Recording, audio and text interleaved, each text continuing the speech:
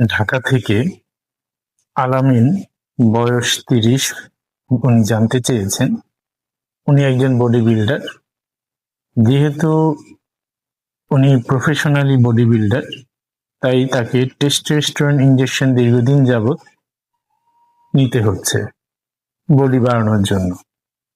ওনার বিয়ের বয়স ৫ বছর।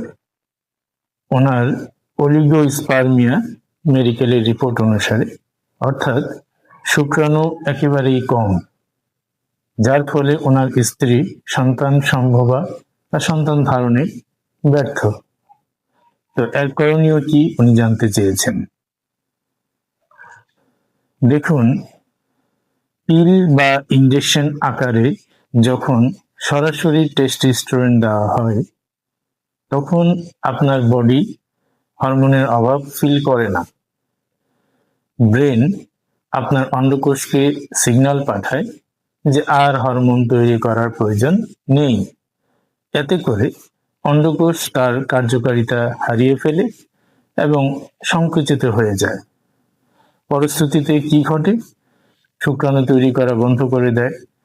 নাম্বার ২, এই বাড়তি হরমোন কৃত্রিমভাবে যে আপনি নিচ্ছেন, শরীর তা সামাল দিতে না পেরে কিছু অংশ মেয়েলি হরমোন এস্ট্রোজেনে রূপান্তরিত হয়, যার ফলে আপনার যৌন ইচ্ছা একেবারেই কমে যায়।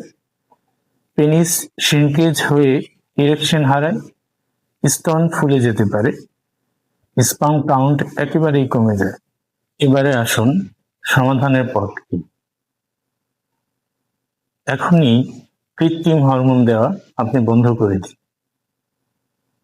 ২ নম্বরে, হরমোন অ্যাক্টিভিটি বাড়ানোর জন্য ন্যাচারাল বুস্টার NO+ আপনি খেতে পারেন। ৩ নম্বরে, কিছু হোমিও ওষুধ ট্রাই করতে পারেন।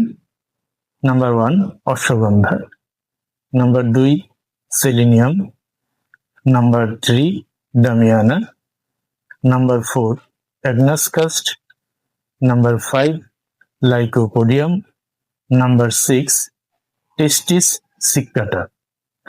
লক্ষণের সাথে মিল রেখে এর যে কোনো একটি হোমিও ওষুধ আপনি রেজিস্টার্ড একজন হোমিওপ্যাথির সাথে আলোচনা করে খেতে পারেন।